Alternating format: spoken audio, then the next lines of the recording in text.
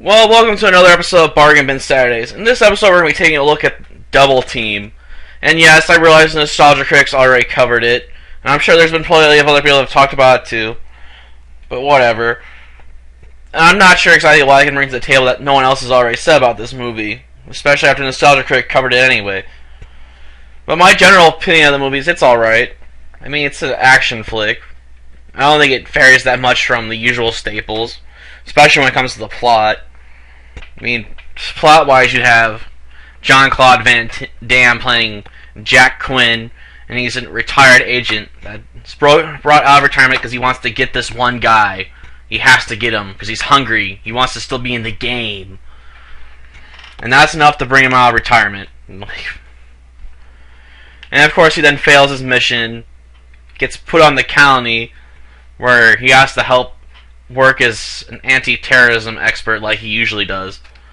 Though why they have to have this colony thing with lasers and stuff and not just tell him to have a desk job from now on instead of being field work, I don't know.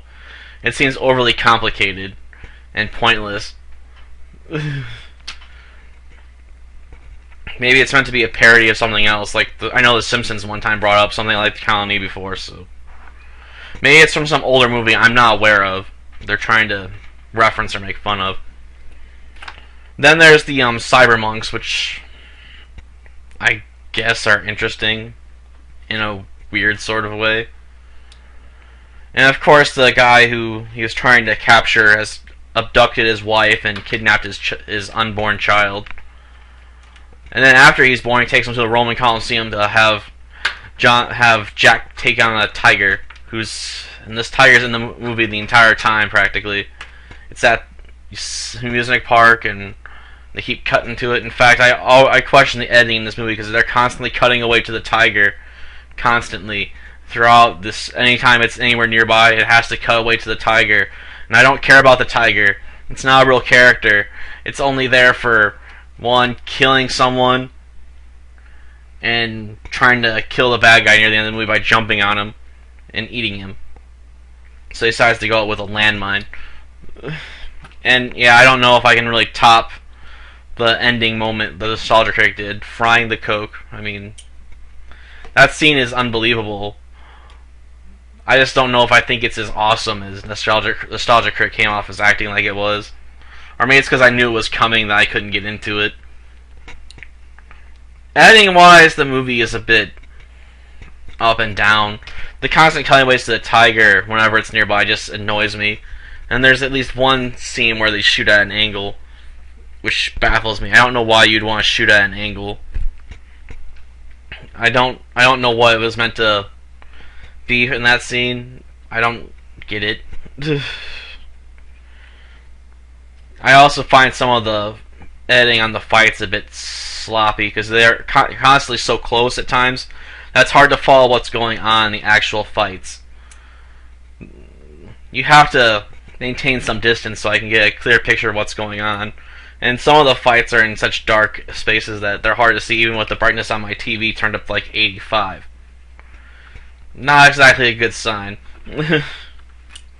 It's bad enough I haven't turned the brightness down after playing Prism, which is why I jacked it up in the first place, because the game's too dark to see what you're doing, which makes it near impossible to play. Acting-wise, I guess the movie's alright. I mean, there's no outstanding performances, I guess. Good enough to work, nothing too memorable, though. Actually, I don't think any of the acting is that memorable. It's a very bare-bones, basic action movie. Sit down, shut up, and watch it. Music-wise, I don't even remember that there was background music. I'm sure it was in there somewhere. I just forgot about it. But the only song I do remember is the song that starts playing during the ending credits. That's the last song you hear. And the special effects, I guess, are alright until you get to the ending scene with the Coke. And the landmine's going off. Actually, there's a bit over the top. And the explosion looks really fake when it starts off. So I guess that's to be expected. You can't really destroy the Roman Colosseum. All in all, I'd say this movie is sort of just pass it.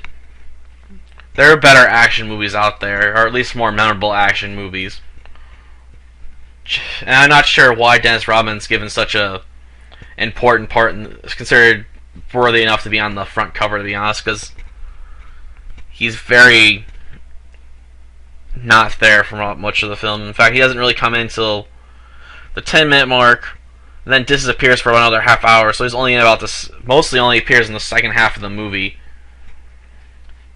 and even then, they spend more time on the other characters. So Robin ends up feeling like a third wheel on a bicycle. So yeah, don't watch this movie if you're looking for something to sit down and watch. I mean, there's just better action movies out there. Hopefully some of the other movies in the collection I got are better, because it's a 4-box set, all starring Jean-Claude Van Damme. So I guess we'll find out what the rest are like, because I think we can just dedicate the entire month to Jean-Claude Van Damme. And next month I think I'll do Superman, because I got 17 episodes of like the old TV series. But yeah, that's all I gotta say about this movie.